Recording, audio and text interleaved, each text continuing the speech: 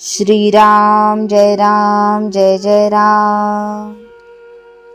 गुरुवर अत्यंत श्रद्धा ठेवावी।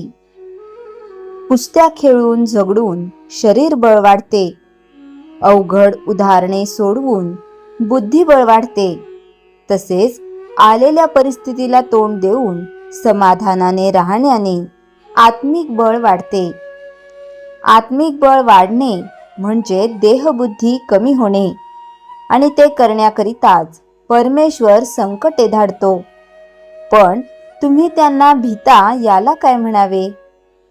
अशा स्थितीत संकटे परत घेणे म्हणजे तुमचे अनहित करणे होय।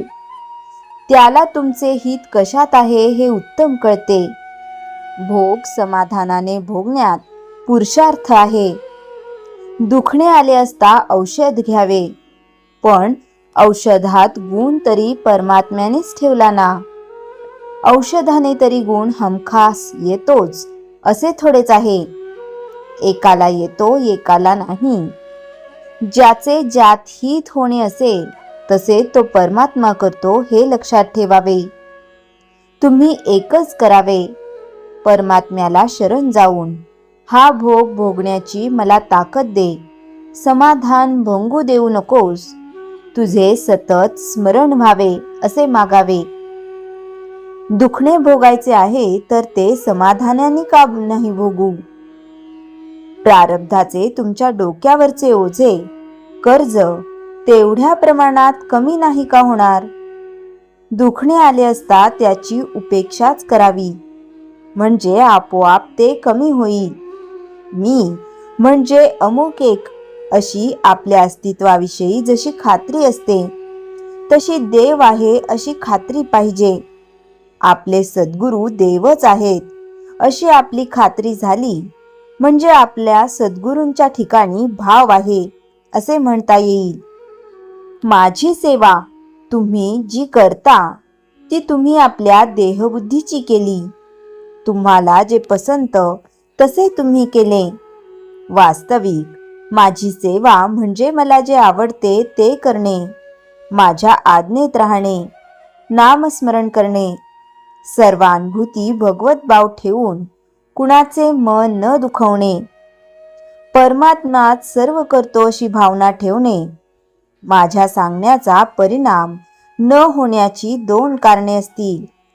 एक कारण असे की तुमच्या मनामध्ये परिवर्तन घडवून आणण्याची शक्तीच माझ्यामध्ये नसेल, किंवा दुसरे कारण असे की तुम्ही अभ्यास करीत नसाल, पण परमार्थात एकदम फरक होणे बरे नव्हे। समजा एखाद्याला आज 105 डिग्री ताप आहे आणि उद्या तो एकदम 95 डिग्री झाला तर ते बरे नाही। तसेच मनुष्य आज रागीट आणि उद्या एकदम शांत झाला तर तेही बरे नव्हे। आपल्यामध्ये हळूहळू परिवर्तन व्हावे आणि ते विवेकाने घडवून आणावे। श्रीराम जय जय राम। चैतन्यवाणी, भजन, पूजन, नामस्मरण इत्यादी आपण जे करतो ते आपल्या मनापर्यंत पोहोचले पाहिजे, तरच त्याचा योग्य परिणाम लवकर दिसू लागेल। श्रीराम समर्थ। दासबोध समास 12 दशक 3। विषय मनाची स्थिरता आणि एकाग्रता। मन स्थिर म्हणजे काय? मन स्थिर म्हणजे विचारांचा गोंधळ कमी होणे, परिस्थितीतही शांत राहणे, एका ध्येयावर केंद्रित राहणे। समर्थ सांगतात, अस्थिर मनाला सत्य समजत नाही। मन अस्थिर का होते? सततच्या इच्छा, तुलना, चिंता, भूतकाळ आणि भविष्यकाळातील विचार।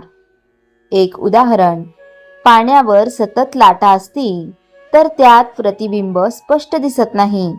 तसेच मन अस्थिर असेल तर सत्य स्पष्ट दिसत नाही।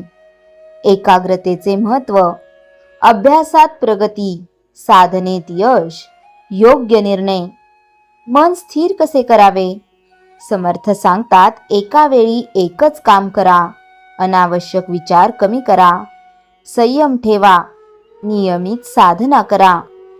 साधना आणि एकाग्रता, ध्यान, नामस्मरण, प्राणायाम, मौन या गोष्टींमुळे मन स्थिर होते. संतांचा आदर्श समर्थ रामदास स्वामी यांचे मन अत्यंत एकाग्र आणि स्थिर होते. एक साधा दृष्टांत, सूर्यकिरण विखुरलेले असतील तर उष्णता कमी वाटते, पण भिंगातून एकत्र केले तर अग्नी निर्माण होतो. तसेच एकाग्र मनात प्रचंड शक्ती असते. अंतिम सार समाज 12.3 आपल्याला सांगते, मन स्थिर करा, एकाग्रता वाढवा, अनावश्यक विचार कमी करा आणि साधना करा. असे जीवन जगणारा मनुष्य यशस्वी, शांत आणि सामर्थ्यवान होतो. श्रीराम समर्थ. दासबोध समास 12.4. विषय इंद्रिय निग्रह आणि संयम. इंद्रिय निग्रह म्हणजे काय? इंद्रिय निग्रह म्हणजे डोळे, कान, जीभ, मन यांच्यावर नियंत्रण ठेवणे, विषयांच्या मागे अंधपणे न धावणे, मर्यादा पाळणे. समर्थ सांगतात, ज्याने इंद्रिये जिंकली त्याने स्वतःला जिंकले. इंद्रिये मनाला कसे खेचतात? आकर्षक गोष्टींकडे मन धावते, इच्छा वाढतात, मन विचलित होते. एक उदाहरण, एखादा विद्यार्थी अभ्यास करत असतो, पण गप्पा, मनोरंजन यामुळे लक्ष विचलित होते. हे इंद्रियांचे आकर्षण आहे. संयम का आवश्यक आहे? योग्य निर्णयासाठी, मन शांत ठेवण्यासाठी, आरोग्य आणि साधनेसाठी. असंयमाचे परिणाम, सवयी बिघडतात, मन अस्थिर होते, वेळ आणि शक्ती वाया जाते. इंद्रिय निग्रह कसा करावा? समर्थ सांगतात, मर्यादा ठेवा, चुकीच्या सवयी टाळा, चांगल्या गोष्टींमध्ये मन गुंतवा, विवेक वापरा. साधना आणि संयम, ध्यान, नामस्मरण, उपवास, मौन या गोष्टींमुळे संयम वाढतो. संतांचा आदर्श समर्थ रामदास स्वामी यांनी अत्यंत संयमी जीवन जगले. एक साधा दृष्टांत, घोड्याला लगाम नसेल तर तो भरकटतो, तसेच इंद्रियांना संयम नसेल तर मन भरकटते. अंतिम सार समास 12.4 आपल्याला सांगते, इंद्रियांवर नियंत्रण ठेवा, संयम वाढवा आणि साधना करा. असे जीवन जगणारा मनुष्य स्थिर, शांत आणि सामर्थ्यवान होतो. श्रीराम समर्थ. श्रीराम जय राम जय जय राम.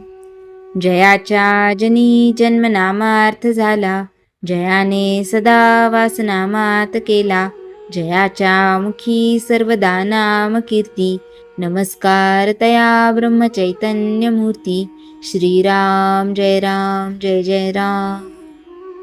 जानकी जीवन स्मरण जय जय राम.